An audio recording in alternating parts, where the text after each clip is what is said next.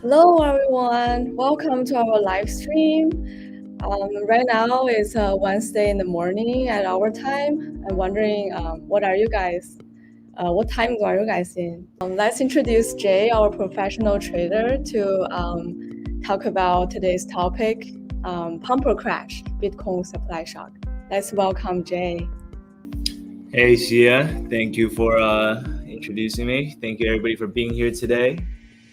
Good morning, good afternoon, good night, wherever you are, and welcome to the Pionex live stream. Welcome to the show where us pro traders tell you what we think about the current market. Today, we're going to go into some news, both good and bad, and go into some charts to see what we think about the next month. But before we jump into all that, let's just take a moment here. I just want to welcome everyone here in the chat. And since we're starting this community, let us know where you're from. I see Julio's from Portugal. Welcome. That's very cool. My friend was just in Portugal recently. Beautiful place. So if you guys want to be part of this new community, hit that subscribe button, hit the like for the YouTube algo, and turn on notifications for future alpha. What we're trying to do here is build a community where I can go over my thoughts on the market. Shia can go over her thoughts sometimes, and have you guys participate and post your thoughts as well.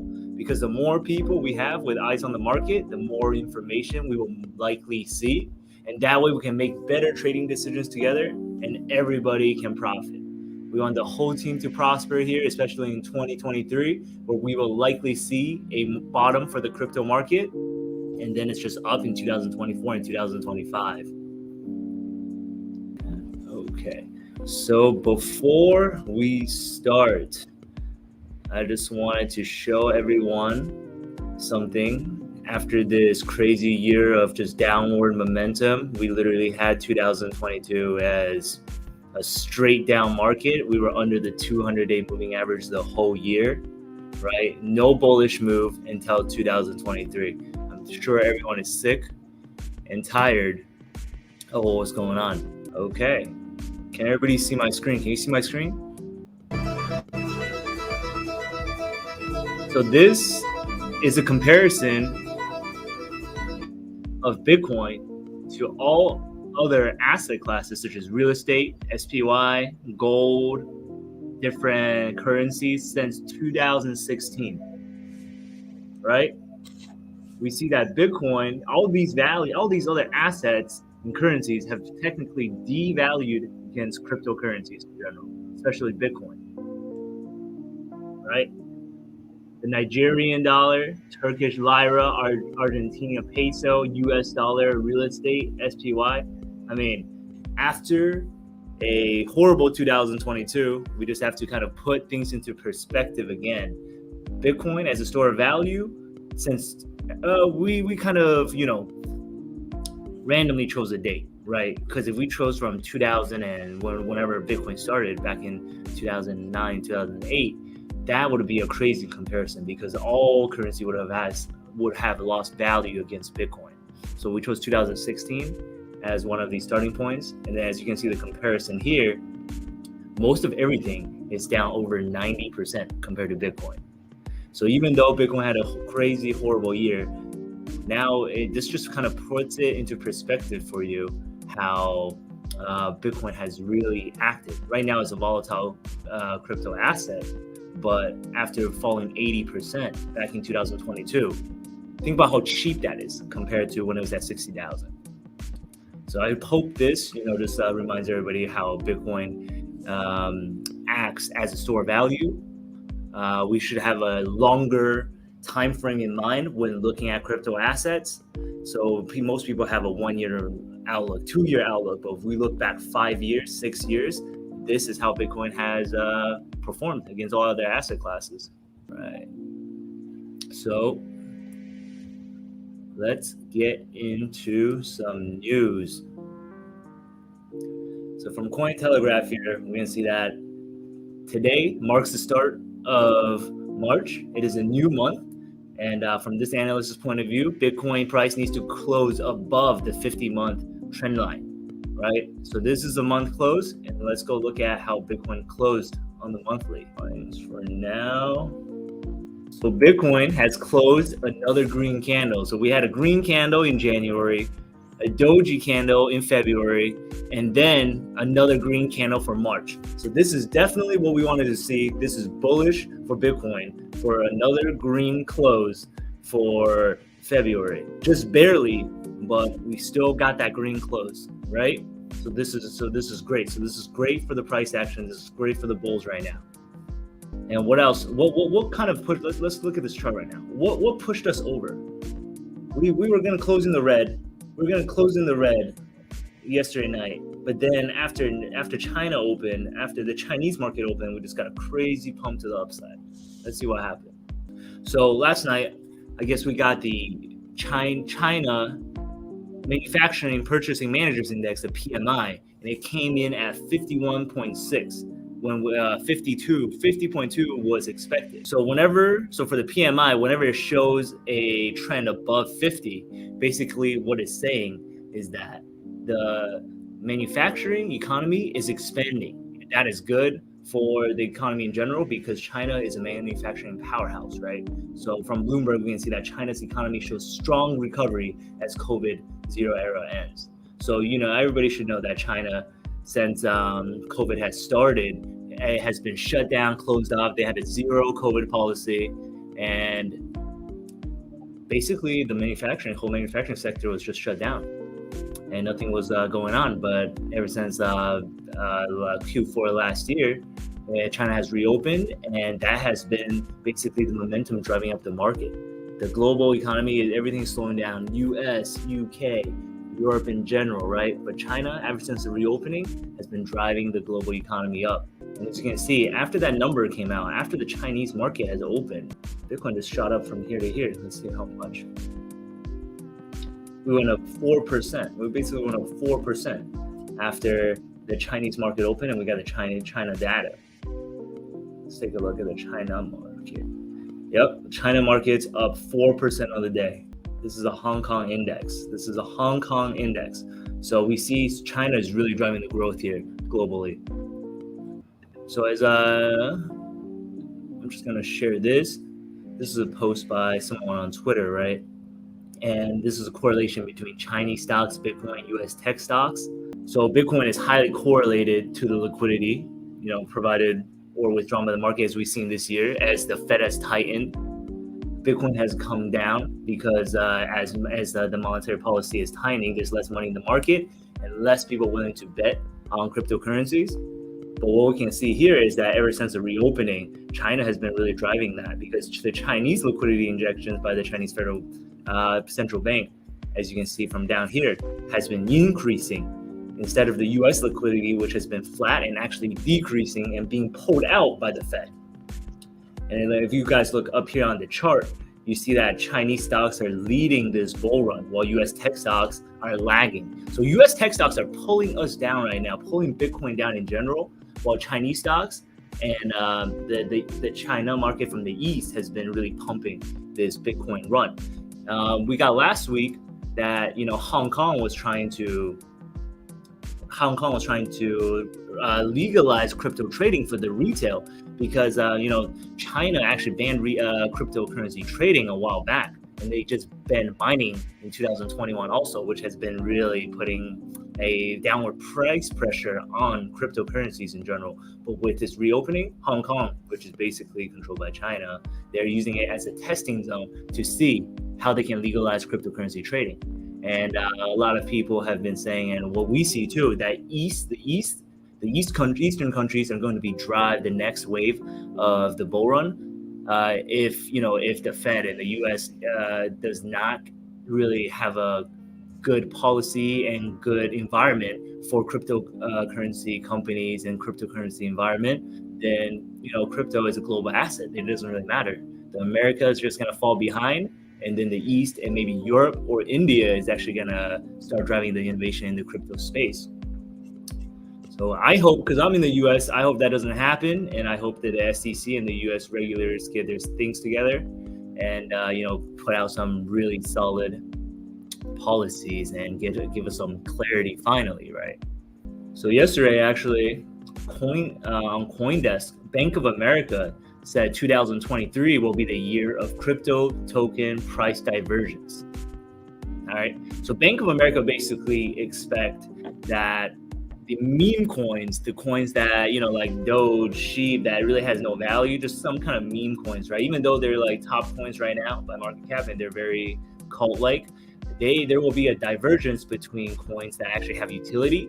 So things like Ethereum, ADA, Bitcoin, layer ones like Matic, maybe DOT.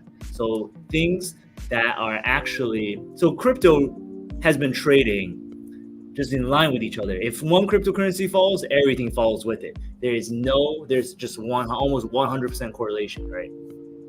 But so how does that make sense? If Bitcoin, the Bitcoin, the original cryptocurrency is going up, just because that's going up, Doge just follows it up, right? It doesn't really make sense. If there's positive news for Ethereum, Shiba Inu shouldn't be going up because it's not related, right? So this is what we also said in our 2023 outlook. We see a really transition from crypto moving together to just buying cryptocurrency that's worth more value. So like Bitcoin, Ethereum, the top two cryptocurrencies, the one with the most adoption, we see these two really being the leader of the run in 2024, and as well as they will probably bottom first in 2023. And I totally agree with Bank of America's outlook on this, right? We really hope to see that the most legit cryptocurrencies, Bitcoin, Ethereum, XRP, Matic, to diverge from things like, whatever meme coin that it has been going around, Elon Musk coin, Moon coin, or things like that. We don't want to see that if we want crypto to be taken seriously, right? Next, let's see this. So this has been the trend for basically 2021 to now. The supply of cryptocurrency on exchanges are decreasing, right? People are hodling more and more of their crypto. As the supply decreases on exchanges, what happens to the price? Price goes up, right? Because there's less supply, and if demand stays consistent, so if you want to buy crypto, everybody wants to buy crypto, the price of crypto will go up as the supply goes down because there's no more sellers on the market, right? So as we can see, this is a very bullish sign for crypto. And as I'll show you in the next picture, right here, this is some on-chain analytics, right? So the supply that was last active for Bitcoin. So these Bitcoin in the wallets have now moved for 10 years. So these guys have been hodling these coins for 10 whole years. So imagine that. And this has just actually overtaken the amount of Bitcoin on all exchanges, right? So you can see that before in 2014, all the way to 2021, the Bitcoin on exchanges has always been higher than the supply of that hasn't moved in 10 years.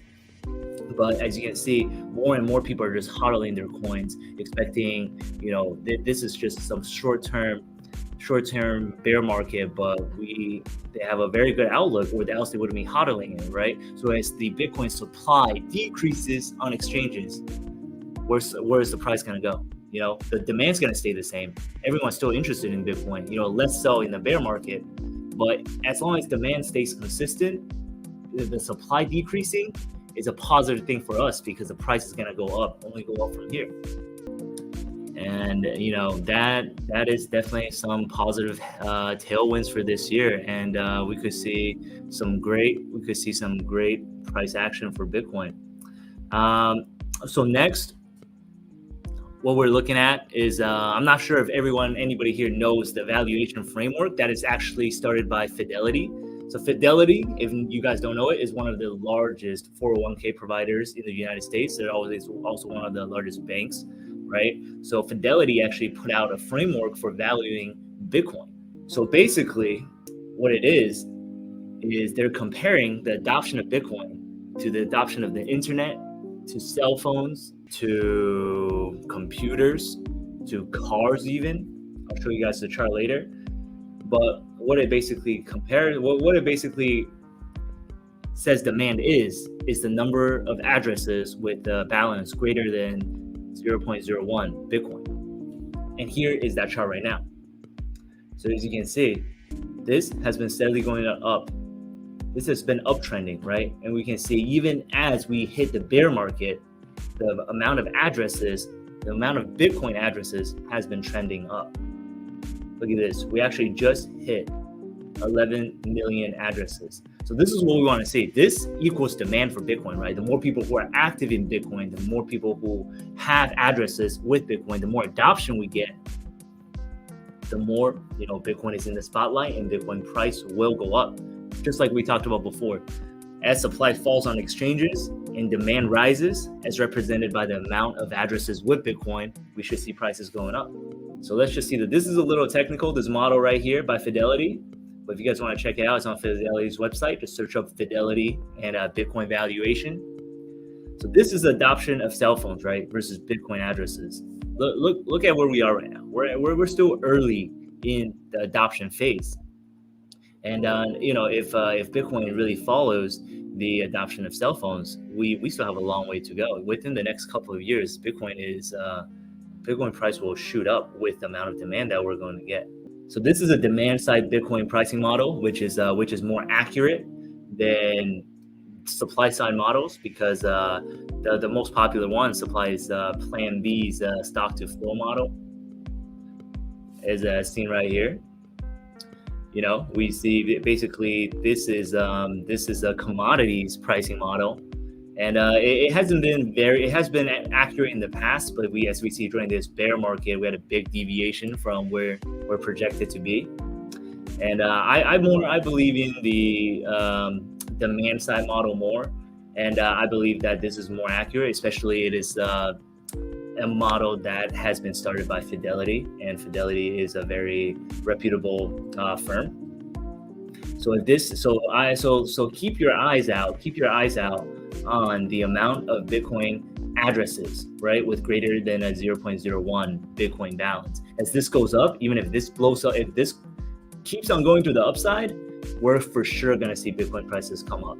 So keep an eye out on this. If Bitcoin prices come down, but this is going up, that is a very positive sign, and you should be buying some Bitcoins then. We can also look at the miners, right? For Bitcoin miners, we have been this bear market has been kind of weird. As Bitcoin prices have been going down, miners have been actually participating more and more. The hash rate has been going up. Now, what does this mean? More and more miners are participating in the market. They have a good outlook on this market, where else they would have been participating and joining in. But this also provides a kind of a problem that we foresee, right?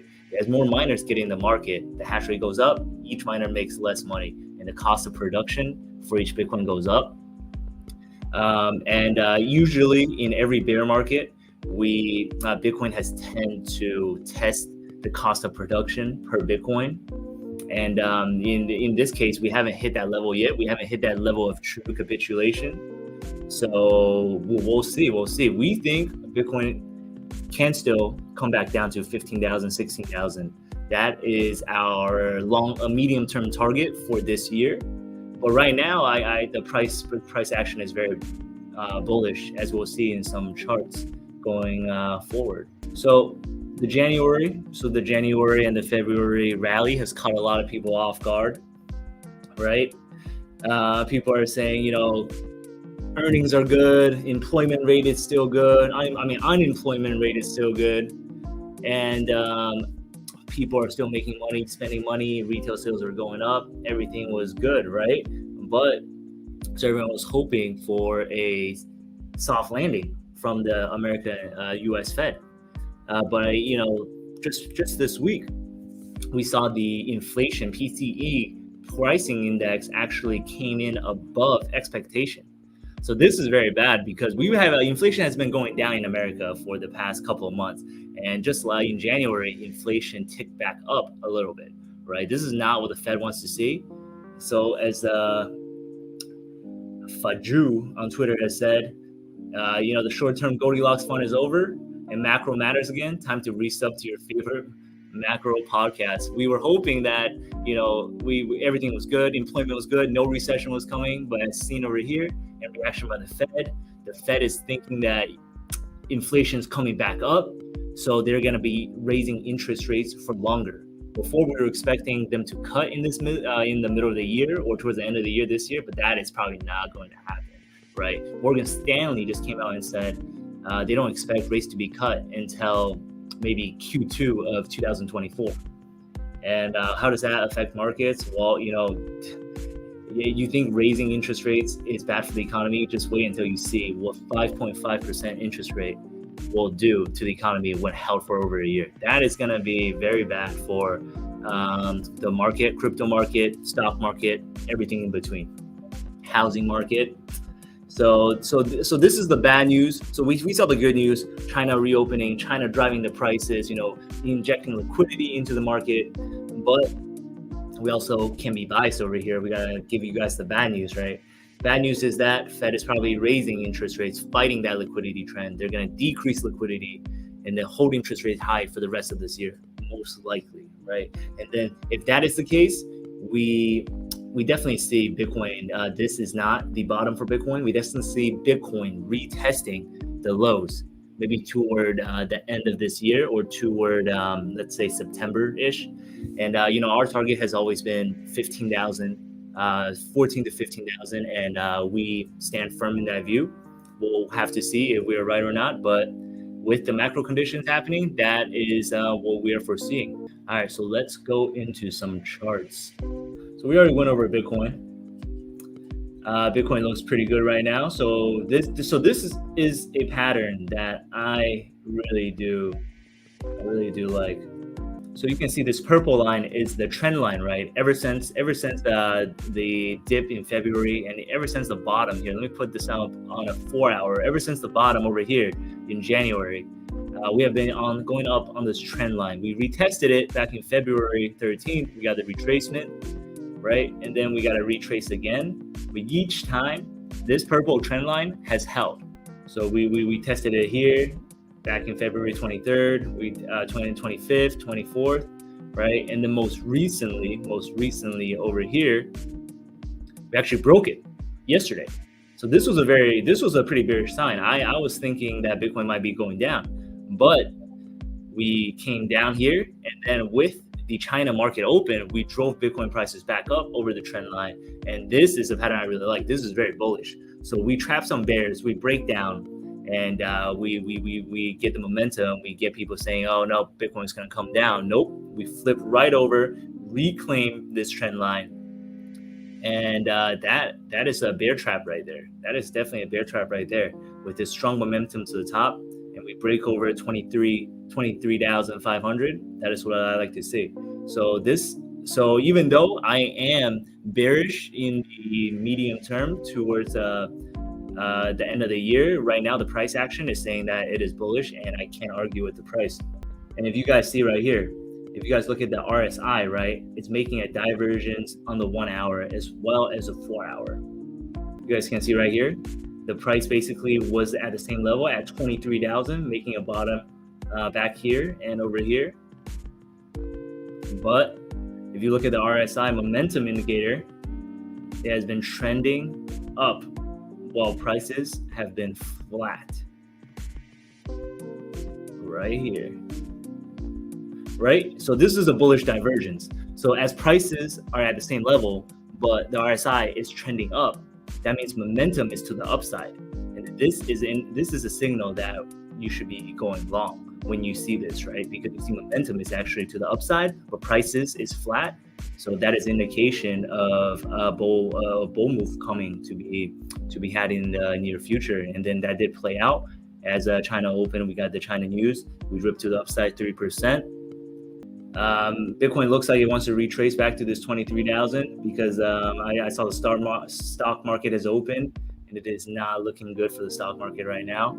We gapped up overnight, but we basically retraced the whole move and filled the gap.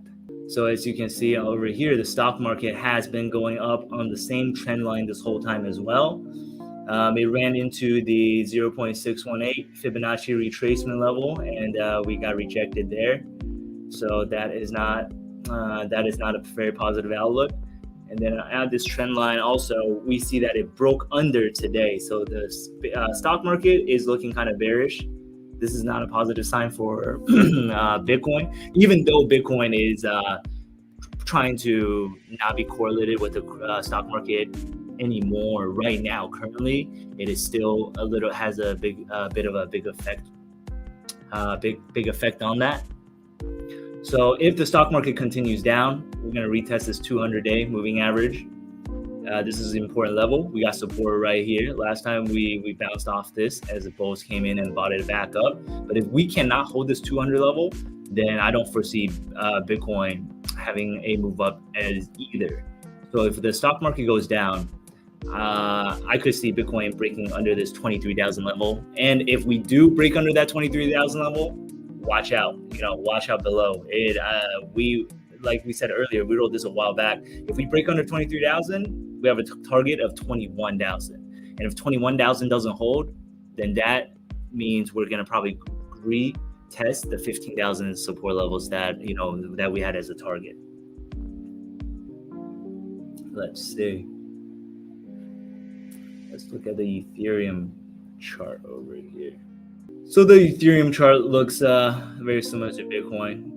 We had to pull back to moving averages. We had to spike back up, not as high as Bitcoin, but now we're consolidating. Same thing.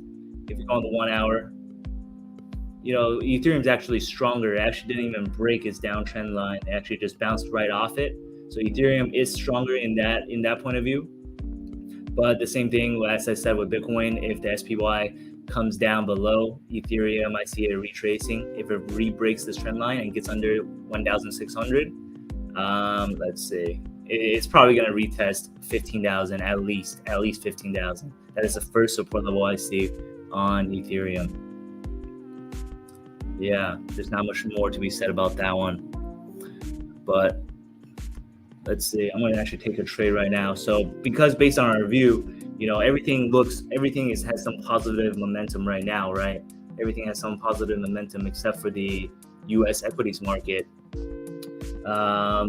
Actually, hold on. Before we do that, let's look at some options data. I know everybody's probably not familiar with options, so I'll try to keep this as simple as possible. So I'm going to be investing in some option structured products on the Pionex platform. So I want to see what is popular right now. Okay, so there's a lot of open interest in the 23,000 and 23,250 area. So this red bar means right here, that means that there's a lot of open interest for put options.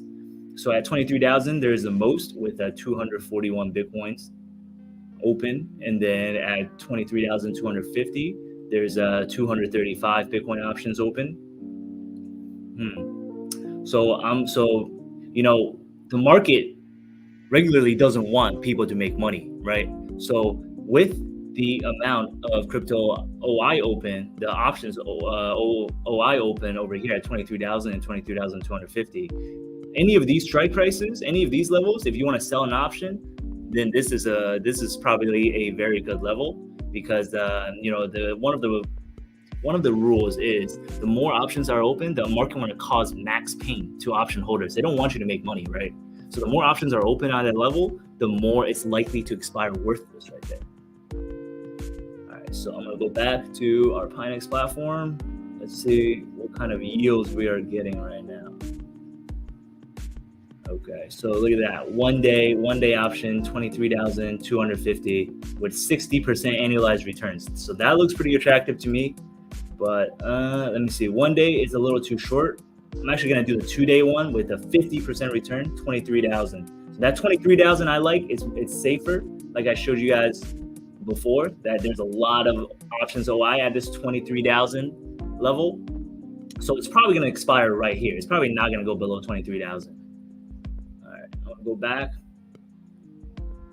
Oh no, it just changed. The price just dropped. Let me see. 23,000. The yield just went down. It just refreshed. We just missed it. We have to be quick. We have to be quick with these.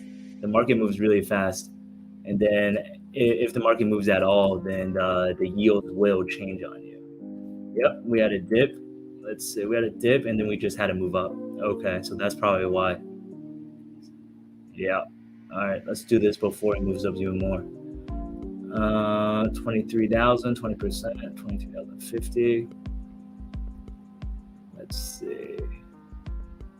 Okay, so I'm just gonna do 23,000, 20% returns annualized today's expiration. This one is very safe also as well. I'm gonna put in 5,000 on this trade. So here you go, 5,000 USDT, returns 20%. Target price of 23,000, which I don't think we will be able to hit today. And also, if you guys are not signed up to Pionex, we got a referral link for you below or in the comments. If you guys click on that link, you guys will get 20% off trading commissions and basically for life. So if you guys sign up through that link, and if you guys are not signed up yet, that is a great opportunity for you guys to join. Okay, yeah, that's it. Let's if you guys have any questions, let's go into some Q&A. If you guys have got any questions, put it in the chat. If you guys got anything at all, let me know. And also, we got some Pionex swag right here. We're probably gonna give some away in the future live stream. If you guys want this, some hype beast Pionex sweater. This is dope. I got one of these, super soft. I think Shia got one of these too. So if you guys will like some of this, come back in the live stream next time, and we're probably gonna give some of these away. Yeah, the swag is pretty cool. Yeah, that sweater, it's pretty hype. It's like some Supreme style sweaters. But we'll give them away in the future live streams as well. We're just starting now, trying to build up this community. We want some, if you guys got any news you guys see or any questions or any kind of data you want to share, put it in the chat, and I would appreciate that, because if we share our knowledge with each other, then that's the more knowledge we have, the more money we can make together, right? So the Fed, one of the Fed chairs just spoke, one of the Fed committee members just spoke and said they're open-minded to even hiking 50 basis points in March. That is a crazy high. That is a crazy high. If we get 50 basis points, you can expect the market to dump. You can expect crypto to dump too. Then we're for sure going to our 15K target. STX. Let me look at the STX pair. Okay, so STX has been ripping outperformance. I don't know what the news is on this. I do not know what the news is on this, so I don't know what's driving this move up. But we definitely have a bullish momentum right now. Let's see. Okay, so we had the $1 resistance right now, and we're hitting on it. Yeah, I personally, the STX pair you asked about, but personally, I wouldn't be buying STX right now unless it gets over $1, right? Because $1 is a strong resistance, just psychologically. And as you can see in the past, we kind of bounced off this right here. We got support right here. And then as we cracked $1, we just never got above it. We just as soon as we cracked the dollar, we just dumped. We just dumped it down to 50 cents. It's 50% down. That's crazy. But the pair, so I wouldn't do it. I definitely wouldn't be going in on the pair right now, because the STX would have to outperform BTC, right? So this chart looks just like the STX chart. I don't know the news on stacks, so I can't comment on that. But just from the chart, this is definitely chasing, unless it's got some crazy news like some big company integrate STX or have using STX for whatever on a huge partnership deal. Unless there's some crazy news like that, I just wouldn't be buying that pair right now. If STX get a retracement back down, let me see. All right, my MacBook is very slow right now. Things like I think I got too much stuff plugged in. My MacBook can't handle it. But anyway, the STX pair, I just wouldn't be getting in on that right now. It's been on a good run, but unless it gets over $1, I wouldn't be getting in on that. And even if it gets over $1, I would rather trade it. Just trade it either on our platform, but on the STX BTC pair, I don't see this outperforming BTC in the long term. So right now, I wouldn't be getting in on that. On a pullback, if it pulls back to 70 cents, 60 cents, then that's when I would start the STX BTC pair. Okay, I think my laptop is not doing very good right now. Too much stuff connected with streaming and everything. So yeah, if you guys have any more questions, just throw it in the chat, and if not, we will see you guys again next week. And if you guys have any feedback, or if you guys want to see anything else, talk about anything else, yeah, give me it's already a new Mac. It's already a good Mac. I just think I got too much stuff connected to this thing. But yeah, no, thank you guys for joining. Appreciate it a lot. Just if you guys are enjoying, sign up. The link is down below. Like and subscribe, and we're gonna get this lecture going and provide you guys some help. So you gotta end it or do the thing, because my laptop is. Yes. So if you guys have any suggestions on what you want us to talk about, just comment down below after I post this video, or just right now put in the chat box. And see you guys next time. Oh, one more question, Jay. With all the AI hype, it is too late to start a grid or rebalance spot on AGIX or FET.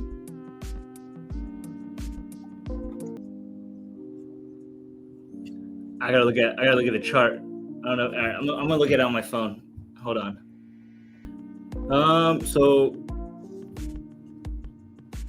these has been definitely running very hard, right? So FET, FET looks pretty good. FET is in a bull flag right now. FET looks pretty good. I like FET. Yeah, I wouldn't do a rebalancing bot on the AI stuff right now, because I think the more bullish ones will just run, and then you don't want to be stuck in like the laggards. So for FET, I would only do like a short-term grid bot on this, because the whole AI story has been happening with all the hype and everything. It's happened already. I could still see this run up 70 cents or so before it hits like real big resistance. So like I could see doing a grid bot from here. I would definitely get out of this just from a price action point of view. I don't really know this crypto, so and like you said, and the chart has been going crazy. So I could see a short-term grid bot on this. But the caveat is, it doesn't matter if Bitcoin goes down. Yeah. No, you form. I mean, the chart looks good. It looks like it's in a bull flag right now. So if it breaks over 50 cents, it can probably hit 60 again, and over 60, it can probably hit. Let's see, it can probably hit 75, 80. But the caveat is, if Bitcoin goes down, this isn't going to go up either, right? So we do see that going into different crypto that has more of a story or more of a use case rather than the meme coins. So this does have a story, but I would say that if Bitcoin starts falling, this probably is going to come on down too. I mean, so right now our outlook on Bitcoin is that it's bullish in the very short term. From the chart, it looks bullish in the very, very short term. I could see it retest 25,000 and maybe go sideways for a little bit of time. So if that happens, then the FET, I could definitely see FET have a leg up. So a grid bot wouldn't be the worst idea right now, just for the short term though. Yeah. If there's no more questions, I think we can end it here, and I'll see you guys back next week, where you guys want me to go over certain kind of stuff, or you like certain kind of stuff. We can, we're flexible. We can do that. So right now we're just going over market news and what we expected on the day. Because, we personally, me and Sia, we're trading this, right? We are going to be selling options. We're going to be trading this personally. So this is just a good recap for us as well. It's good information for you guys. So yeah, no problem. Yeah, come back next week. We're gonna give away some swag soon. So Make sure you guys come back next week and bring your friends.